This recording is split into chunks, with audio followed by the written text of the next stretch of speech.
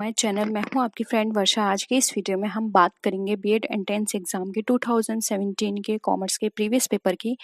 तो स्टार्ट करते हैं वीडियो को। वीडियो आपको पसंद आए तो वीडियो को लाइक कीजिए, फ्रेंड्स या शेयर कीजिए, और किसी भी तरह की कोई भी क्वेरी हो तो जरूर बताइएगा। वीडियो को लास्ट तक देखिएगा, तभी आपको एक आइडिया लग पाएगा कि 2017 में किस चैप्टर से क्वेश्चन किस तरह से पूछे गए थे। तो स्टार्ट करते हैं वीडियो को। देखिए यहाँ पे क्वेश्चन है, पासबुक तथा रोकड़ बही के शेष में अंतर होगा यदि, यानी कि पासबुक और रोकड़ बही में अगर कोई भी अंतर है तो वो क्यों होगा। संग्रह हेतु चेक जमा की धनराशि बैंक में जमा कर दी हो तब होगा, या फिर व्यापारी द्वारा लिखे गए सभी चेकों का भुगतान बैंक ने कर दिया हो।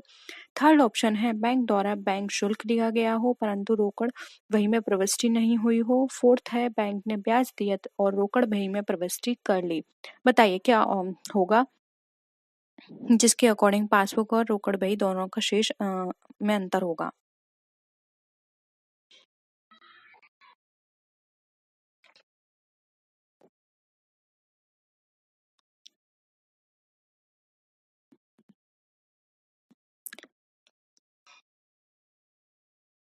देखिए यहाँ पर है, संग्रह हेतु चेक जमा की राशि बैंक ने जमा कर दी हो तो कोई अंतर होना ही नहीं चाहिए, तो ये तो कट गया।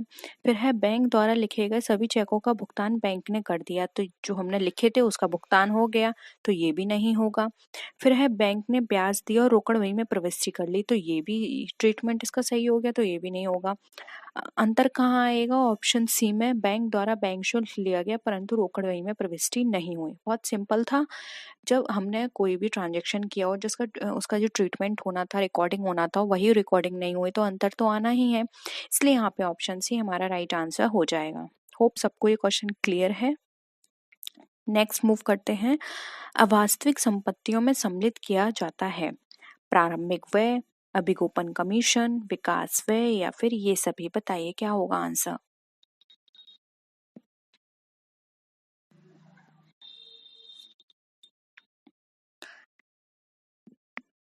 देखिए अवास्तविक संपत्ति की बात करें तो ये सारे ही हमारी वास्तविक संपत्तियों के पार्ट हैं, या फिर हम बोल सकते हैं एग्जाम्पल्स हैं। तो ऑप्शन डी यहाँ पे हमारा करेक्ट हो जाएगा। प्रारंभिक व्यय भी अवास्तविक संपत्ति में आता है, अभिगोपन कमीशन भी, और विकास व्यय भी। ठीक है, नेक्स्ट क्वेश्चन पे आते हैं। व्यापार खाता बनाने का उद्देश्य सकल लाभ अथवा हानि ज्ञात करना, विक्रय पर प्रत्यक्ष व्यय की दर ज्ञात करना, माल की लागत ज्ञात करना, या फिर उपरोक्त सभी। बताइए व्यापार खाता बनाने का क्या उद्देश्य होता है।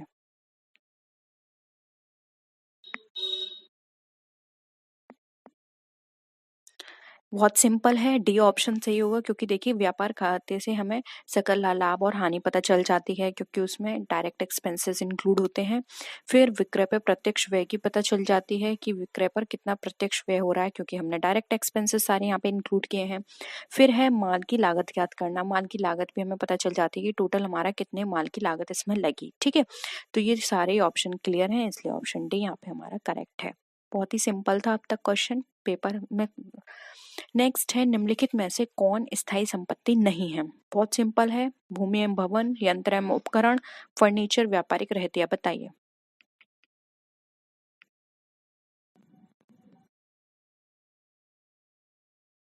देखिए ऑप्शन डी यहाँ पे सही होगा, क्योंकि व्यापारिक रहतिया जो होता है ये हमारा चालू संपत्ति का पार्ट होता है, ये हमारा स्थायी संपत्ति का पार्ट नहीं होता है। चालू यानी करंट असेट्स, स्थायी यानी कि फिक्स्ड। ये पेपर मैंने इंग्लिश में भी डिस्कस करा है, तो आप इंग्लिश में जाके चेक कर सकते हैं।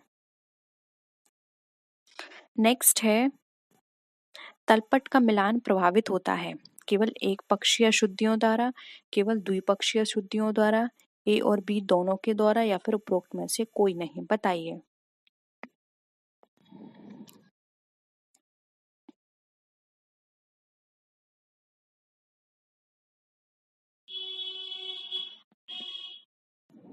देखिए तलपट का मिलान कहाँ प्रभावित होगा, जब द्विपक्षीय अशुद्धियों, केवल द्विपक्षीय अशुद्धियों द्वारा यहाँ पर हमारा मिलान जो है प्रभावित होगा, क्योंकि एक पक्षीय अशुद्धियां तो इसमें होती ही नहीं है। ठीक है, तो यहाँ पर कौन सा हो जाएगा, ऑप्शन बी हमारा राइट आंसर हो जाएगा। क्योंकि देखिए जो तलपट है इसमें हम द्विपक्षीय अशुद्धियाँ हम जब कहीं भी ट्रीटमेंट नहीं होता है तब हमें पता चलेंगी, इसलिए यहाँ पे ऑप्शन बी हमारा राइट होगा। नेक्स्ट है अंतिम खातों में अदत्त व्यय के समायोजन का लेखा किया जाता है, 1 स्थान पर, 2 स्थान पर, 3 स्थान पर या फिर 4 स्थान पर।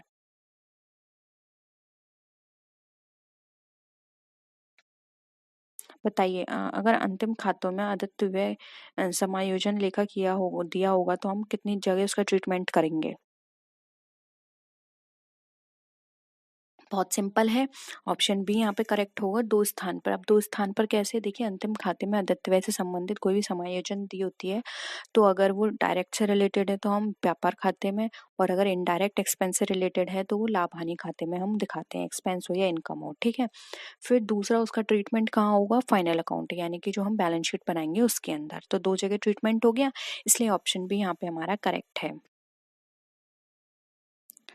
नेक्स्ट है, यदि अंतिम रहतिये को अंतिम खाते बनाने से पूर्व क्रय में समायोजित कर दिया जाता है तो उसे दर्शाया जाएगा केवल व्यापार खाते के धनी पक्ष में, केवल आर्थिक चिट्ठे के संपत्ति पक्ष में, ए और बी दोनों, या फिर उपरोक्त में से कोई नहीं। बताइए आंसर।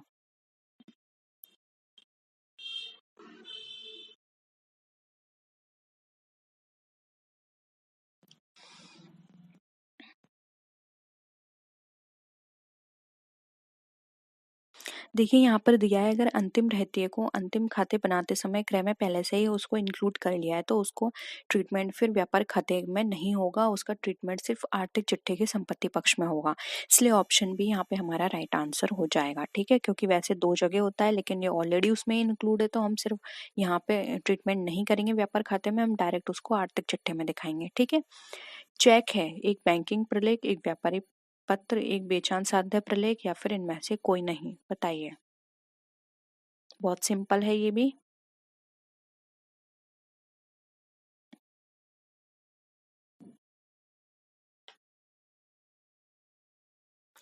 देखिए ऑप्शन सी राइट होगा, एक बेचान साध्य प्रलेख इसलिए क्योंकि चेक को हम ट्रांसफर कर सकते हैं, उस पर किसी का भी नाम लिखें और वो फर्दर ट्रांसफर हो जाएगा, ठीक है।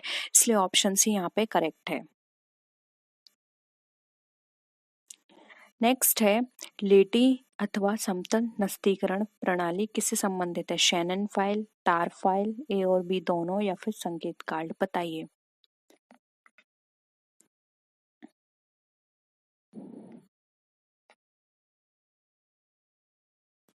देखिए यहाँ पे लेटी और समतल नस्तीकरण प्रणाली पूछी है तो शैनन और तार ये दोनों ही हैं, तो ऑप्शन सी होगा।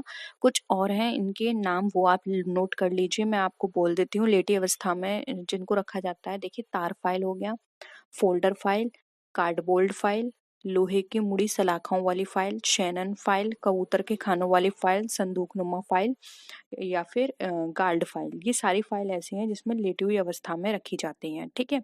ऑप्शन सी यहाँ पे करेक्ट है। नेक्स्ट है, प्रेषक तथा प्रेषी के मध्य क्रमशः कैसा संबंध होता है? क्रेता तथा विक्रेता का, प्रधान तथा प्रतिनिधि का, प्रतिनिधि तथा प्रधान का, या फिर इनमें से कोई नहीं। बताइए।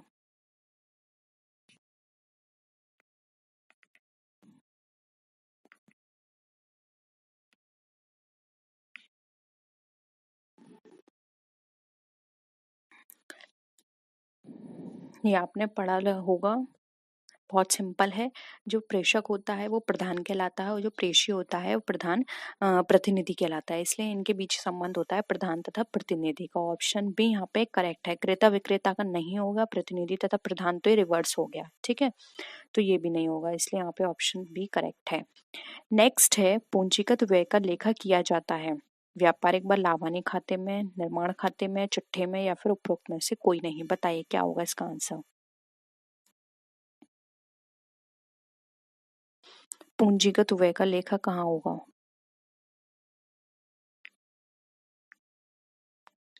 देखिए हमारे पूंजीगत व्यय जो होते हैं उनका लेखा चिट्ठे में किया जाता है, ऑप्शन सी करेक्ट है। नेक्स्ट है, जब बैंक समाधान विवरण रोकड़ पुस्तक के अनुकूल शेष से बनाया जा रहा हो तो निम्न में से कौन सी मद नहीं जोड़ी जाएगी? देखिए 2 तरह के शेष होते हैं, रोकड़ पुस्तक शेष और पासबुक शेष। अब ये रोकड़ पुस्तक के भी अनुकूल शेष से बनाया गया है, ठीक है, क्योंकि ये भी 2 होते हैं, अनुकूल और प्रतिकूल।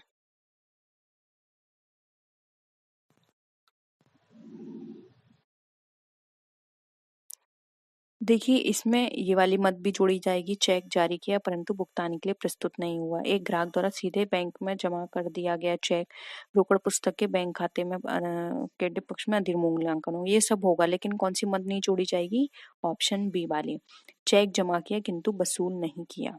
ठीक है, ऑप्शन बी करेक्ट है। नेक्स्ट है, जब बैंक में रुपया जमा कराया जाता है तो बैंक ग्राहक के खाते को करता है जमा, नाम एवं दोनों या फिर इनमें से कोई नहीं।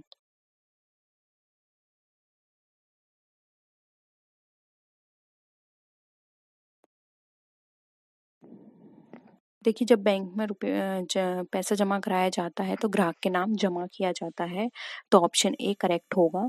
नेक्स्ट है, पत्रों एवं प्रलेखों को शीघ्रता से खोजने वाले उपकरण को क्या कहते हैं? नस्तीकरण, अनुक्रमणिका, प्रतिलिपिकरण या फिर इलेक्ट्रोस्टेट मशीन, बताइए।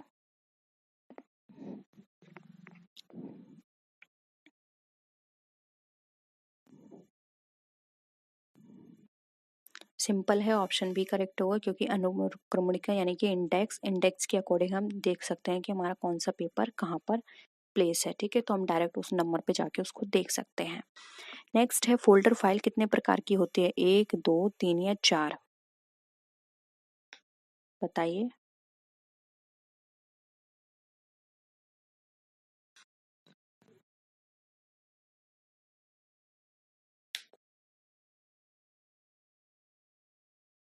देखिए, यहाँ पर जो फ़ोल्डर फ़ाइल है वो 2 तरह की होती है, जिसको बोलते हैं टैग फ़ाइल या फिर पत्ती वाली फ़ाइल।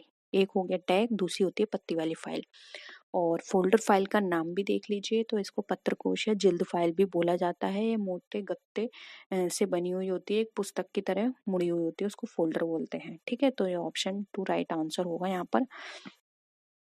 नेक्स्ट है, बैंक द्वारा जारी प्लास्टिक मनी में निम्न में से कौन सा सम्मिलित नहीं होता है? Debit card, credit card, ATM card या फिर बैंक चेकबुक।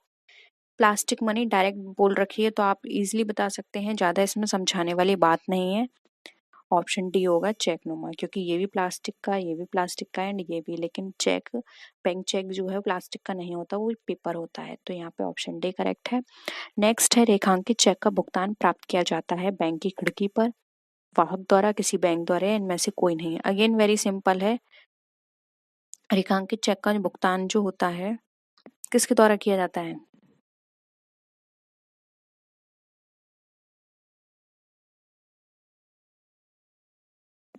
किसी भी बैंक द्वारा। ठीक है,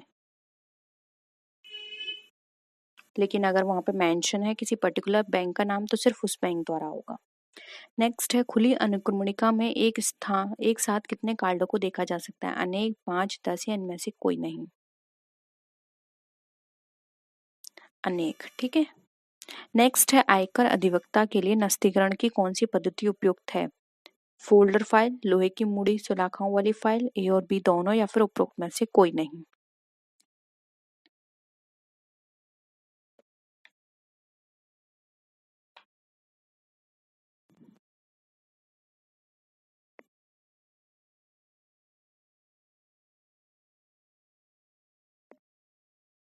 देखिए, अगर हम यहाँ पर बात करें तो एक आयकर अधिवक्ता के लिए जो उसके डॉक्यूमेंट हैं, पेपर हैं, वो बहुत इंपॉर्टेंट होते हैं, उनको संभाल के रखना। तो उसके लिए जो फाइल उपयुक्त होगी वो होगी फोल्डर, लेकिन ये भी डिपेंड करता है।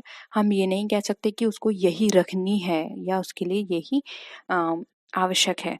हम ये नहीं कह सकते, लेकिन फोल्डर उसके लिए बेस्ट है।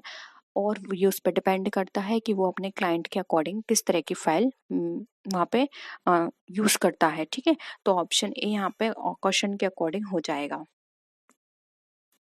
नेक्स्ट है, साधारण कमीशन निकालने का सूत्र क्या है? कुल बिक्री इंटू दर अपॉन 100, नगद बिक्री इंटू दर अपॉन 100, उधार बिक्री इंटू दर अपॉन 100 या फिर इनमें से कोई नहीं।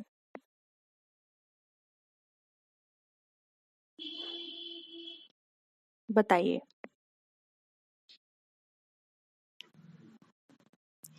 देखिए, इसका राइट आंसर हो जाएगा ए, जो भी उसकी टोटल बिक्री है उसमें जो भी परसेंटेज कमीशन की देनी है वो मल्टीप्लाई करेंगे और डिवाइड कर देंगे 100 से, तो यहाँ पे साधारण कमीशन उसका निकल कर आ जाएगा। नेक्स्ट है प्रेषण खाता किस प्रकृति का खाता है, वास्तविक, वास्तविक, वस्तुगत या फिर ये सभी।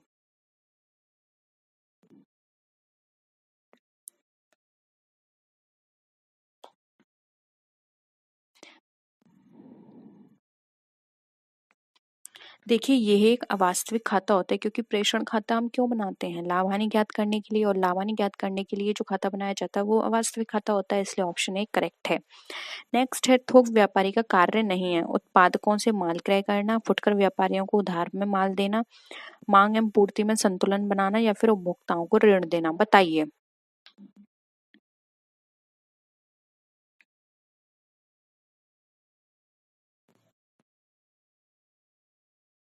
देखिए थोक व्यापारी का काम है उत्पादकों से माल क्रय करना, ये सही है। फुटकर व्यापारियों को उधार माल देना, ये भी सही है। मांग एवं पूर्ति में संतुलन बनाना, ये भी करेक्ट है। उसका क्या काम नहीं है, उसका काम नहीं है ये उपभोक्ताओं को ऋण देना, ये उसका काम नहीं होता, ऑप्शन डी करेक्ट है। 2017 का पेपर इतना टफ नहीं था, लेकिन 2020 का पेपर बहुत टफ आया था इसके अकॉर्डिंग, ठीक है। एक आवश्यक वस्तु के लिए मांग की कीमत लोच होती है, शून्य, एक से अधिक या एक से कम, बताइए।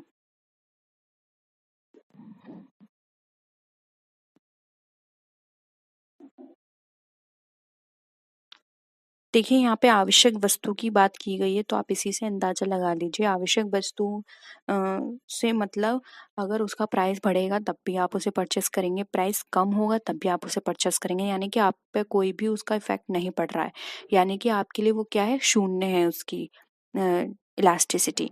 तो ऑप्शन ए यहाँ पे करेक्ट होगा, आवश्यक, क्योंकि वो आवश्यक है, आपको किसी भी कीमत पर वो खरीदनी है, फिर चाहे प्राइस बढ़ा हुआ हो चाहे कम हो, ठीक है। नेक्स्ट है बैंकों के सामान्य कार्य के अंतर्गत कौन कौन से कार्य नहीं आते हैं, साख पत्रों का निर्गमन, बजट तैयार करना, विदेशी मुद्रा की व्यवस्था करना, बचत खातों पर ब्याज का भुगतान करना, बताइए।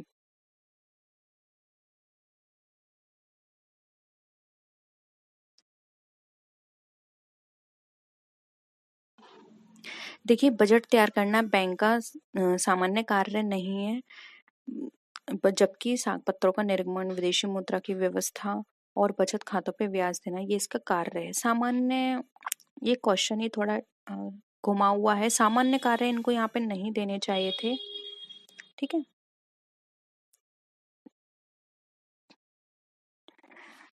लेकिन बजट तैयार करना इनका काम नहीं होता है, ठीक है, ये बिल्कुल सही है। नेक्स्ट है किस वर्ष तक रिजर्व बैंक ऑफ इंडिया ने पाकिस्तान के केंद्रीय बैंक के रूप में भी कार्य किया है। ये किसी को नहीं पता होगा इसका आंसर, किसी को पता है इसका आंसर। देखिए यहाँ पे ऑप्शन ए करेक्ट होगा, 1948 तक जो हमारा रिजर्व बैंक था उसने पाकिस्तान के केंद्रीय बैंक के रूप में भी कार्य किया, ठीक है। नेक्स्ट है बैंक द्वारा ऋण प्रदान करने के साधन है नगद साख, बैंक अधिविकर्ष, साधारण ऋण या फिर ये सभी। डी राइट होगा, क्योंकि ये सभी कार्य सभी फैसिलिटीज ऐसी हैं जिनसे ऋण प्रदान किया जाता है कस्टमर को, ठीक है। नेक्स्ट है सहकारी समिति का निर्माण डैश वयस्क व्यक्तियों द्वारा किया जा सकता है, यानी कि 2, 5, 10 या 20, किसके द्वारा सहकारी समिति का निर्माण किया जा सकता है।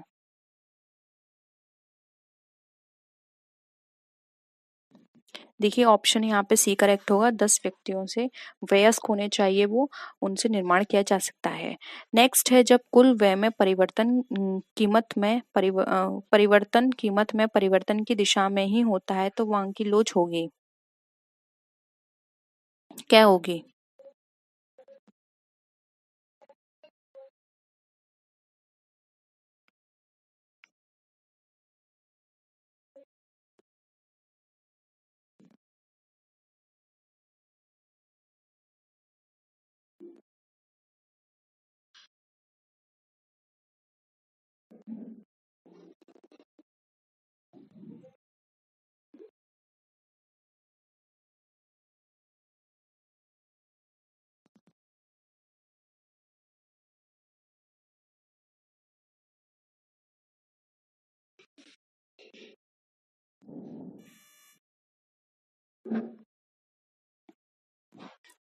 देखिए यहाँ पर इसका जो आंसर होगा वो होगा यहाँ पे ऑप्शन नंबर बी, इकाई से कम।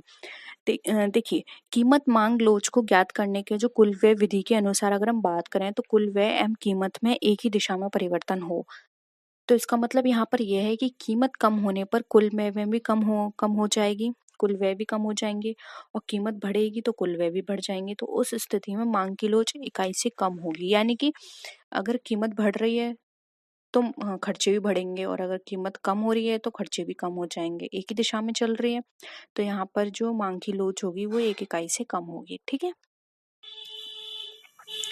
नेक्स्ट क्वेश्चन है, भारतीय आयात निर्यात बैंक का प्रमुख उद्देश्य क्या है? जनता के धन को खातों में जमा करना, विदेशी व्यापार का वित्त पोषण, जनता को ऋण देना या फिर सरकार को ऋण देना? बताइए।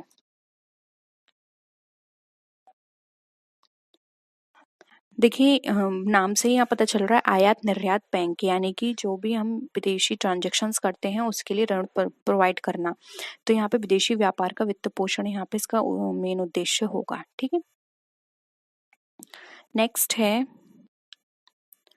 19 जुलाई 1969 को कितने बैंकों का राष्ट्रीयकरण किया गया था? 11, 12, 13 या 14?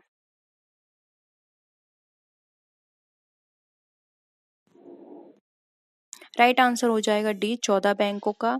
और 1980 में जो हुआ था वो 6 बैंकों का हुआ था। ठीक है, यदि किसी वस्तु की मांग रेखा क्षैतिज अक्ष के समांतर हो तो उस वस्तु की कीमत लोच होगी। अत्यधिक लोचदार, पूर्णतः लोचदार, अत्यधिक बेलोचदार, पूर्णतः बेलोचदार? बताइए। देखिए, किसी वस्तु की मांग क्षैतिज अक्ष के समांतर है तो वहां पर जो उसकी कीमत होगी, आंसर करिए। ऑप्शन बी करेक्ट होगा, पूर्णतः लोचदार। ठीक है, नेक्स्ट है, उपयोगिता मापन विश्लेषण का गणनावाचक दृष्टिकोण किसने प्रतिपादित किया था? मार्शल, हिक्स, एडम स्मिथ या फिर रिकार्डो? ऑप्शन ए यहाँ पे करेक्ट हो जाएगा। ये जो दृष्टिकोण है गणनावाचक का, ये दिया था मार्शल ने। नेक्स्ट है, भारतीय स्टेट बैंक में संचालक मंडल के कितने सदस्य होते हैं? 20, 30, 40 या 22? ऑप्शन ए करेक्ट है, जो संचालक मंडल होते हैं उसमें 20 सदस्य होते हैं। ठीक है,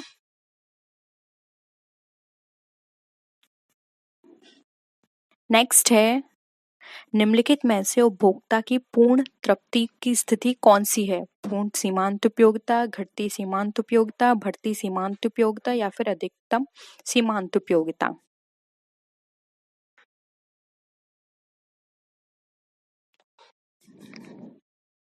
देखिए, पूर्ण तृप्ति की बात की जा रही है तो पूर्ण तृप्ति वहां होगी जहां पे सीमांत यानी कि मार्जिनल यूटिलिटी है वो 0 होगी।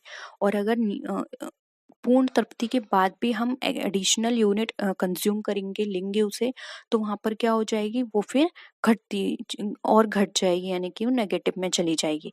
इसलिए पूर्ण तृप्ति होगी 0, तो वहीं पर हमें अपना कंजम्पशन स्टॉप करना है। ठीक है, यानी कि रोक देना है।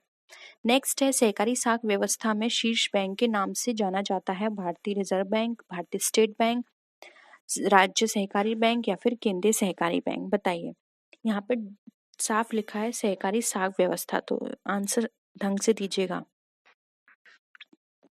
देखिए, सहकारी साख व्यवस्था की बात करिए तो शीर्ष बैंक है राज्य सहकारी बैंक। सिर्फ यहाँ पे बैंकों का शीर्ष बैंक पूछा होता तब हम केंद्रीय बैंक या फिर भारतीय रिजर्व बैंक बोल सकते थे। ठीक है, नेक्स्ट है, व्यापारिक बैंक अपनी जमा राशि की कितने प्रतिशत राशि को विनियोग में व्यय करते हैं? लगभग 20%, 30%, 40% या फिर इनमें से कोई नहीं?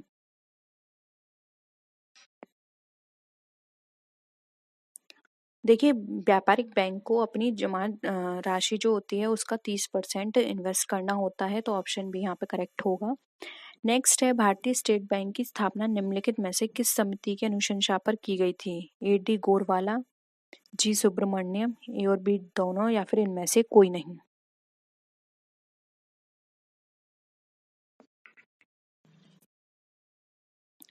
देखिए, स्टेट बैंक की स्थापना की बात करें तो ये गोरवाला समिति के कहने पर हुई थी, तो यहाँ पर ए डी गोरवाला यहाँ पे राइट आंसर हो जाएगा।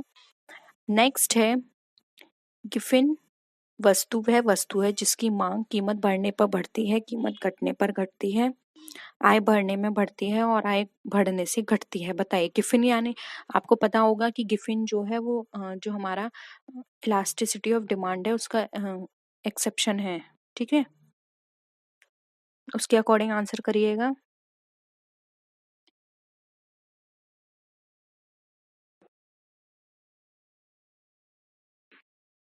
देखिए गिफिन वस्तु वह वस्तु होती है जिसकी जो कीमत घटने से क्या होगी, यहाँ पर वो घटने लग जाती है, निकृष्ट वस्तु भी कहलाती है। ये तो ऑप्शन भी यहाँ पे करेक्ट होगा। नेक्स्ट है बैंक अधिविकर्ष की सुविधा मिलती है बचत खाते में, सावधि खाते में, चालू खाते में या इनमें से कोई नहीं। बहुत ही सिंपल है ये क्वेश्चन। ऑप्शन सी करेक्ट होगा, चालू खाते पर। नेक्स्ट है श्रम के अंतर्गत सम्मिलित हैं मानवीय क्रियाएं, वैधानिक क्रियाएं, मानसिक व शारीरिक दोनों क्रियाएं, उपरोक्त सभी। देखिए श्रम में ये जरूरी नहीं है कि कोई पर्सन फिजिकली काम कर रहा है वो ही होगा, कोई मेंटली यानी कि कोई पर्सन जैसे कि डॉक्टर है, ठीक है, और वकील है, अपने दिमाग से काम करता है, तो मानसिक और शारीरिक दोनों क्रियाएं श्रम में आती हैं, इसलिए ऑप्शन सी करेक्ट है। नेक्स्ट है पूंजी की विशेषता है सक्रिय साधन, मनुष्यकृत साधन, अनिवार्य साधन या फिर अगतिशील साधन। बी यहाँ पे करेक्ट होगा, मनुष्यकृत साधन। नेक्स्ट है उत्पादन के साधनों के संयोग में एक साधन का अनुपात ज्यों-ज्यों बढ़ाया जाता है त्यों-त्यों एक वस्तु के बाद उस साधन की सीमांत उत्पादन बढ़ेगा, घटेगा, स्थिर रहेगा, अधिकतम हो जाएगा। बताइए।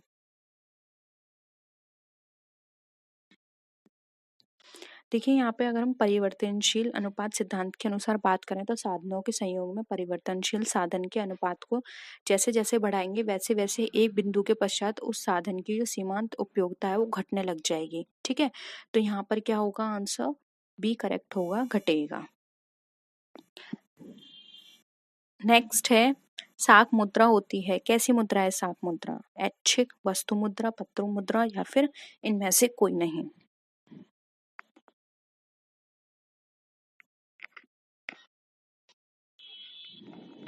देखिए साख मुद्रा एक ऐच्छिक मुद्रा है। ठीक है, नेक्स्ट है समयावधि के आधार पर उत्पादन फलन कितने प्रकार के हो सकते हैं, 2, 3, 4 या 5।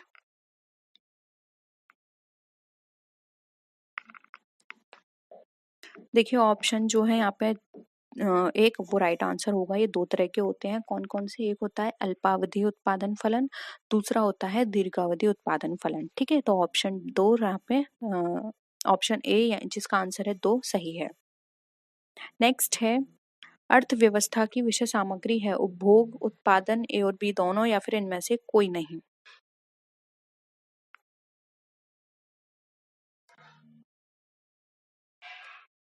अर्थव्यवस्था के में आते हैं कंजम्पशन भी आता है और प्रोडक्शन भी आता है, ये सबको पता है, तो ऑप्शन सी करेक्ट है। नेक्स्ट है आभास लगान की अवधारणा किसकी है, एडम स्मिथ की, कीन्स की, मार्शल की या फिर कार्डो की। ऑप्शन सी सही है, मार्शल की। ठीक है, नेक्स्ट है भारत में चार्टर्ड अकाउंटेंट इंस्टीट्यूट द्वारा अब तक कितने लेखांकन मानक निर्मित किए जा चुके हैं, 30, 31, 32, 29। देखिए सी करेक्ट होगा, 32। ठीक है, 32 मानक आ चुके हैं और वो मानक कौन कौन से हैं वो भी मैंने क्वेश्चंस कराए हुए हैं, उनके एमसीक्यू कराए हैं, उनके पे थ्योरी कराई है, दोनों चीज कराई है, प्लीज चेक करिए, मानक आपके एग्जाम में बहुत पूछे जाते हैं। नेक्स्ट है प्रथम कंपनी अंकेक्षक की नियुक्ति किसके द्वारा की जाती है, ये क्वेश्चन भी बहुत बार करा चुकी थी मैं अपने प्रैक्टिस सेट में। शेयर धारकों द्वारा, प्रबंध मंडल द्वारा, सरकार द्वारा या फिर इनमें से कोई नहीं। देखिए प्रथम की बात की गई है तो प्रथम में शेयर होल्डर तो तब होंगे नहीं, शेयर होल्डर तो बाद में आएंगे, तो प्रथम कंपनी अंकेक्षक जो होता है इसकी नियुक्ति की जाती है प्रबंध मंडल द्वारा और उसके बाद जो अंकेक्षक नियुक्त होता है वो शेयर होल्डर द्वारा किया जाता है। ठीक है, तो ऑप्शन यहाँ पे बी करेक्ट है। नेक्स्ट है कंपनी अंकेक्षक को किस संस्था का सदस्य होना चाहिए?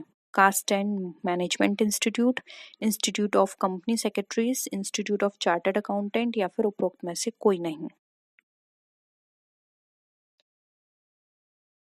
देखिए, कंपनी अंकेक्षक की बात करें तो यहाँ पर इसका आंसर होगा institute of chartered accountants, option C correct है।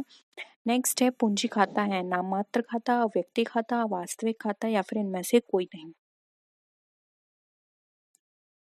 देखिए, पूंजी खाता एक पर्सन को रिप्रेजेंट कर रहा है, इसलिए आपने पढ़ा होगा कोई भी खाता जिसमें जो पर्सन के नाम से हो या फिर पर्सन को रिप्रेजेंट करे वो पर्सनल अकाउंट होता है, यानी व्यक्तिगत खाता है, इसलिए ऑप्शन बी यहाँ पे हमारा करेक्ट है। होप यहाँ पर सारे क्वेश्चंस आपको क्लियर हैं। पेपर इतना टफ नहीं था, बहुत बेसिक चीजें पूछी गई थी, लेकिन अब धीरे धीरे पेपर टफ होता जा रहा है, तो 2021 में हो सकता है कि और भी डिफिकल्ट क्वेश्चन आए, और या इससे आने वाले सालों में भी, तो आपको उसी हिसाब से तैयारी करनी है। वीडियो कैसी लगी जरूर बताइएगा, अपने फ्रेंड्स या शेयर कीजिएगा जिससे कि उनकी भी तैयारी अच्छे से हो पाए। नेक्स्ट वीडियो में फिर मिलते हैं और भी अच्छी वीडियोस के साथ, तब तक के लिए टेक केयर, बाय बाय।